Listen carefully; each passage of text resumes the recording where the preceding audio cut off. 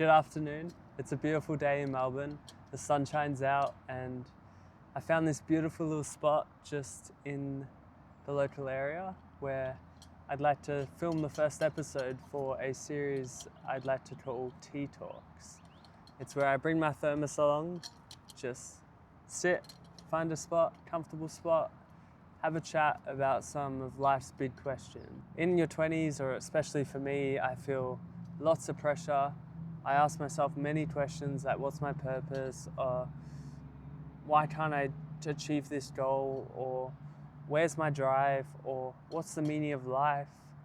Just some very big questions that almost like take over my mind and allows me to not be too present with other things because they are so big. The pressure you feel in your 20s to have your life figured out, to find the right person or to find the right job, it's so heavy. And I'd like this space to be somewhere where we just come, have a chat, brew a tea, which today I've got in my thermos a peppermint and licorice tea, one of my favorites. Start the series off strong with my favorite type of tea.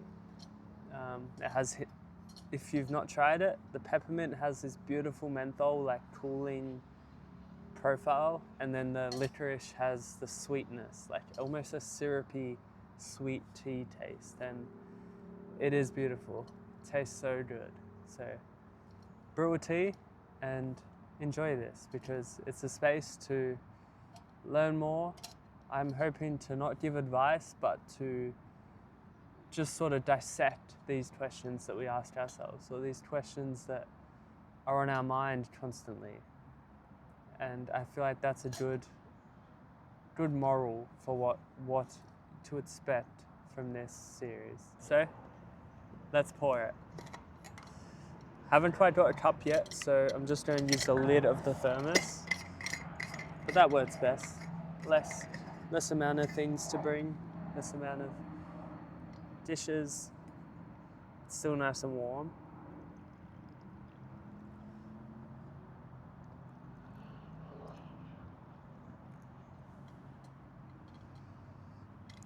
Fresh tea.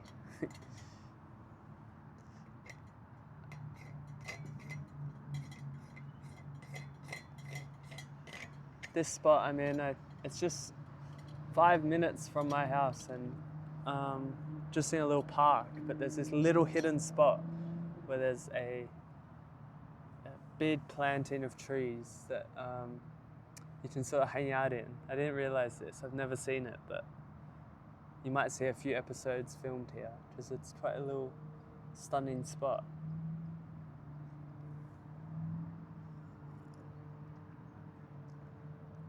Good tea. So something that's been on my mind lately is the fact that I plan so much rather than just doing what I want to do. Like even for this series, there was so much planning in the process of writing ideas that I wanted to speak about, or like how it's going to go, like where I'm going to go, or like every detail was pretty much planned, and that was more of a barrier for me than to actually create this series, to just get out here, find a spot and talk, brew a tea. It's so much more simpler than trying to have everything planned. And I figured out that when you plan, you don't just plan how it's going to go, you plan what bad things can happen. Like for me, posting a video, I could think of there might be people laughing at me, or people like not enjoying these videos or hating, which is very rarely the case. But when you constantly plan, you plan for these things subconsciously even. Like your limiting beliefs are planning because it's safe. It's easier than just doing the thing. And yeah, I felt that coming to this park, just filming this video rather than planning would have got the ball rolling much quicker.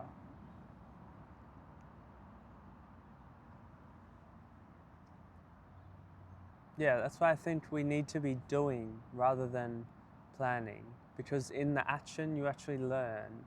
And especially when you're starting something new, rather than planning, you do the thing and you learn as you go. Then you plan as you grow. You plan on actual worst case scenarios that could derail your progress.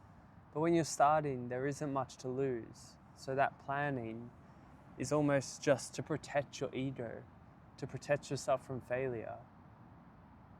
And when I notice myself planning more, or going through every scenario and every option, it doesn't actually help me in terms of like making progress, because I figure out more of what can go wrong. I stay safe at home at my desk rather than going out and doing the thing that I say I will do.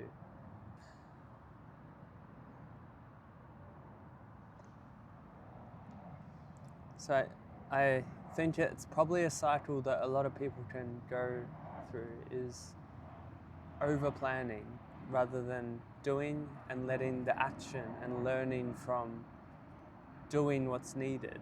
So it's definitely been a philosophy that I've been trying to live by, is do rather than plan, because planning is protecting the ego. It is thinking of every scenario that might not even happen, rather than doing and then taking it as it comes. If little failures come up, then overcome them, and then you build that resilience. You build the skill to overcome those failures or those obstacles that come your way. And obviously you could plan to how to overcome these.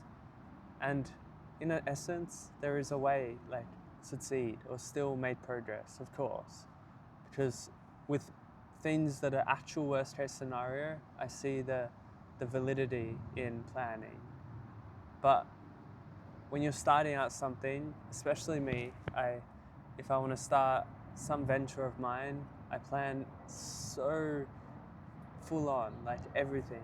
And it's led to me creating way less progress in a lot of areas of my life. But by just jumping headfirst into something, you learn a lot more. You make way more progress. And so I think that this planning that we do, it comes from a fear of failure, a fear of not amounting to anything, or a fear of not succeeding in the avenue that you choose.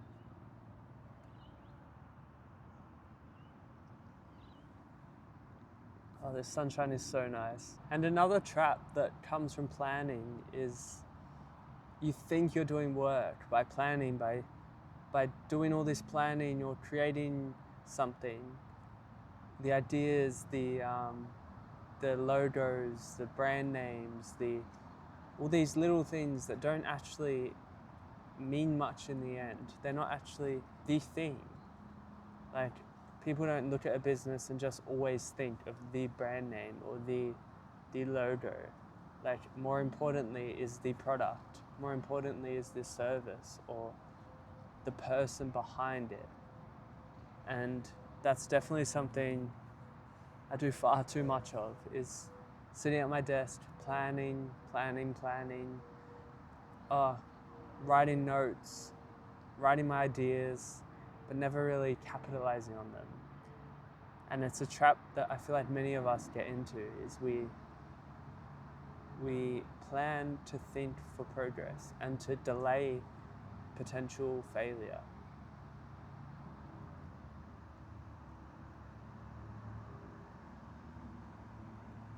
Now, it's easier said than done that we can just do rather than plan, because obviously starting out, it can be scary, but that's the gift, is when you're scared, do it anyway.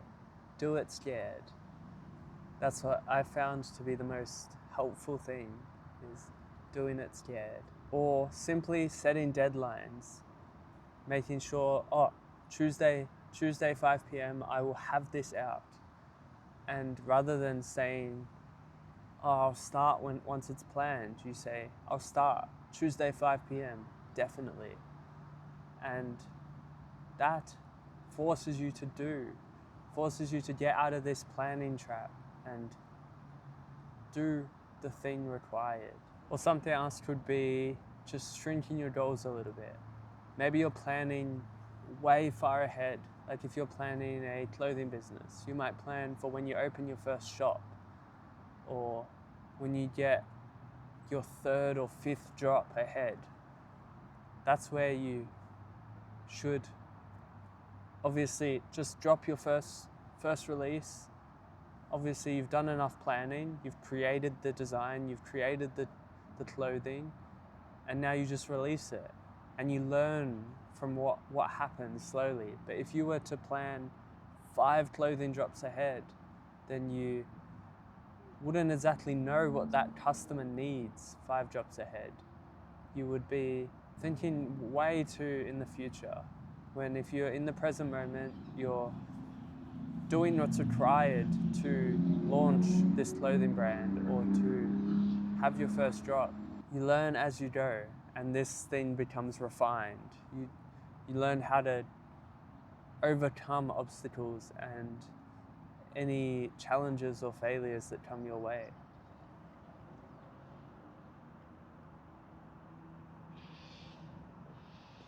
But I think we'll leave it at that. That was a nice first episode, and it's been on my mind a lot, especially creating something like this. Perfect way to set the example that I get caught in the trap, and I bet many of you guys do as well. And by just hitting record or putting your runners on and going for that run or doing whatever's required, you will make progress, you will learn, you will become better. But by planning and being stuck in that trap, I feel it's in the comfort zone, and not much good comes from the comfort zone other than regret or missing out on your goals and your true potential. So cheers to that. It was nice having a cuppa with you. Peace.